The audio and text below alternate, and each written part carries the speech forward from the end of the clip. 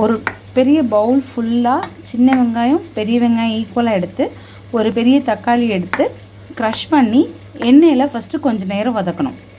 இதில் ஒரு 1/4 ஸ்பூன் அளவுக்கு பிரியாணி மசாலா போடுங்க. இந்த மாதிரி நல்லா பச்சை வாடை போய் நல்லா கலர் மாறின பிறகு ஒரு தேங்காய் சில் எடுத்து பெருஞ்சீரகம், மிளகு, ஜீரகம் அந்த 3 ப்ளஸ் இஞ்சி பூண்டு சேர்த்து அரைச்ச தேங்காவோட பால் ஊற்றணும். இதில் குழம்பு பொடி 1 ஸ்பூன், சில்லி பவுடர் 1/4 ஸ்பூன், மஞ்சள் தூள் 1/4 ஸ்பூன், தேவையான அளவு உப்பு மட்டும் சேர்க்கணும். இதெல்லாம் நல்லா திக்காகி வந்ததுக்கப்புறம் நம்ம ப்ரான்ஸ் உள்ளே போடலாம்.